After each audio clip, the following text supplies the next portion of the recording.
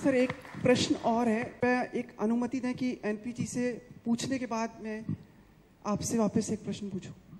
जी, आप पहले उनसे पूछना चाहते हैं? हाँ, फिर उसके बाद आपसे एक और। हाँ तो पूछिए, कौन रोक रहा है? आपकी अनुमति चाहिए थी सर। जी अनुमति है आपको। कि यहाँ पे आज इस जगह पे और प्रचार का एक नया माध्यम। सबसे पहले बॉम्बे स्टॉक एक्सचेंज का बहुत बहुत शुक्रिया कि उन्होंने हमें ये अवसर दिया कि हम आके पहली बार एक टीवी सीरीज़ को यहाँ पे लॉन्च करें। ये एक बहुत यूनिक इनिशिएटिव है जो हमने लिया है बीएससी की सपोर्ट से, जो उम्मीद करता हूँ जिसके थ्रू ये युद्ध का जो मैसेज है वो हमारे दर्शकों तक आप ले जाएंगे। और बहुत प्रसन्नता है और बहुत प्राइड भी है कि हम एक ऐसी इंस्टीट्यूशन में बैठे हैं जो एक आइकन है इंडिया का। अगर बीएससी अच्छा कर रहा है तो देश अच्छा कर रहा है, तो इस तरह का एक आइकॉन है जिसमें हम आज बैठे हैं, तो बहुत खुशी हो रही है। अगला सवाल, अगला प्रश्न आपसे। जी जी पूछिए। सर ये जो हमने देखा और आपके जो चित्र देख रहे हैं बेहद ही विस्मित, अद्भुत हैं और जिज्ञासा, कौतूहल जगाते हैं। कुछ कहना चाहेंगे इनके बारे में? जी कुछ ज्ञान दर्शन कीजिए। इनका जो पेट नेम है वो है युद्ध, जो कि सीरियल का अब शीर्षक हो गया है। पूरा नाम इनका युधिष्ठिर है। और ये एक, जैसा कि आपने देखा है, कंस्ट्रक्शन कंपनी के मालिक हैं। 10,000 लोग इनके साथ काम करते हैं। उनकी एक जिम्मेदारी है। हर बिजनेस में कहीं ना कहीं कंपटीशन होता है, तो युद्ध के जीवन में भी और उसकी कंपनी के जीवन में भी एक कंपटीशन है जिसके साथ उसे जूझना पड़ता है। कंपटीशन में काफ़ी कठोर बातें हो जाती हैं कई बार, क्योंकि एक दूसरे के साथ व्यवसाय में ऊपर उठना है, इसलिए कंपटीशन जो है थोड़ा गहरा हो जाता है। साथ साथ युद्ध के जीवन में एक पारिवारिक समस्या है, वो जब आप सीरियल देखेंगे तो आपको पता चलेगा। उसके साथ भी इसे जूझना पड़ता है। हर व्यवसाय में कहीं ना कहीं राजनीति आ जाती है। और आपने देखा कि अभी आपने एक दृश्य देखा एक राजनीतिज्ञ का, जो कि एक मंत्री का रोल निभा रहे हैं। तिग्मांशु धूलिया उसे कर रहे हैं, तो उनके साथ भी इसे जूझना पड़ता है। लेकिन सबसे बड़ी समस्या जो युद्ध के जीवन में है वो उसकी बीमारी। ये एक टर्मिनल बीमारी है और वो बताना नहीं चाहता है अपने वर्कर्स को, अपनी कंपनी को, क्योंकि जैसा कि आप सब लोग जानते हैं कि जब मालिक की स्वास्थ्य की बात आती है तो कई बार स्टॉक एक्सचेंज में उतार चढ़ाव शुरू हो जाता है। और कंपनी के लोग जो काम करते हैं उनके मन में भी एक दुविधा सी पैदा हो जाती है। तो इन चारों पांचों दिशाओं में युद्ध को जूझना पड़ता है। किस तरह वो जूझता है, क्या उसका परिणाम होता है, ये आप हमारे टेलीविजन सीरियल में देखेंगे। सर शांति कंस्ट्रक्शन आपके बीते समय के चलचित्र की याद दिलाता, जिसमें जी जी वो त्रिशूल में थी और वहीं से ही प्रभावित होकर के अनुराग ने सोचा कि उसका नाम रख देना चाहिए। तो जिस तरह से उससे आपकी छवि बनी थी एंग्री यंग मैन की, तो वही समय वापस लौट रहा है टीवी का एंग्री यंग मैन? अब ये तो पता नहीं, ये तो आप लोग तय करेंगे। हमने तो अपने आप को कभी कहा नहीं। मैं तो बड़ा साधारण सा आदमी हूँ सर, बहुत मिलनसार आदमी हूँ, नाराज होता ही नहीं हूँ मैं। अच्छा सर, बहुत बहुत शुभकामनाएं इसके लिए।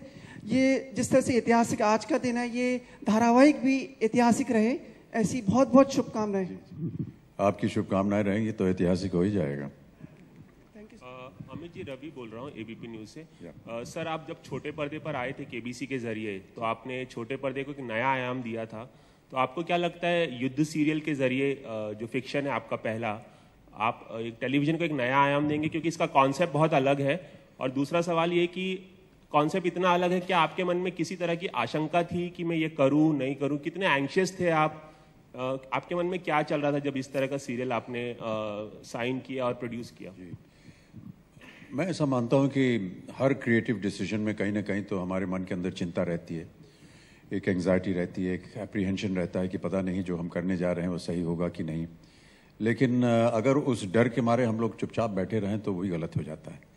तो मैंने तो हमेशा ये प्रयत्न किया कि कोई भी व्यवसाय में कोई नया आकार देना हो, अगर उसमें हम पूरी अपनी निष्ठा के साथ, कॉन्फिडेंस के साथ उसमें नहीं जाएंगे तो कहीं ना कहीं उसमें खोट पैदा हो जाएगी।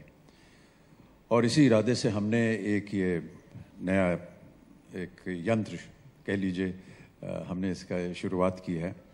और ये अब तो जनता बताएगी कि हमने सही निर्णय लिया या नहीं।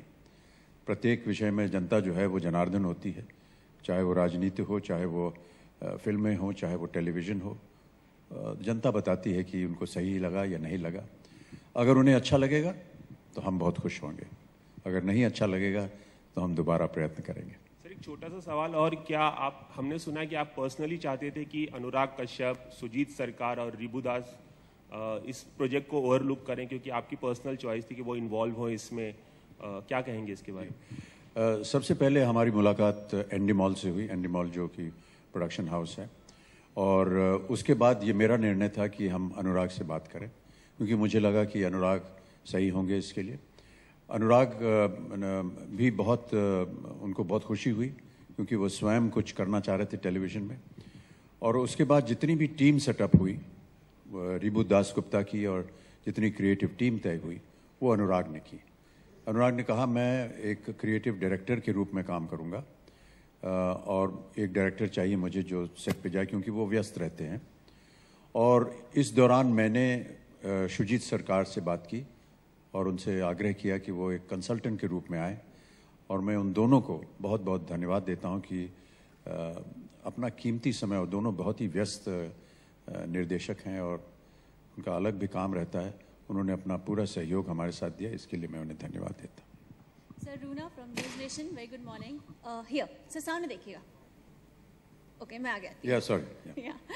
एक तो मेरे लिए बड़ा अविस्मरणीय सा समय और अनुभूति थी। एक तरफ देश हमारा नेशनल एंथम चल रहा था, आप उसे गा रहे थे, बॉम्बे स्टॉक एक्सचेंज है। आई थिंक तीनों बड़े बड़े आइकॉन्स, सर्वोपरि देश का हमारा गान है, उसके बाद ये जगह है, और फिर आप हैं। सर्टनली बहुत अलग फीलिंग थी। यहाँ से हटते हुए मैं ये जानना चाहूँगी, आपका कभी पर्सनली, प्रोफेशनली, बिजनेस वाइज, दोस्त वाइज बॉम्बे स्टॉक एक्सचेंज से कहीं कोई कनेक्शन रहा है तो कहाँ और कैसे? जी, रोज सुबह देखता हूँ उसे टेलीविजन पे।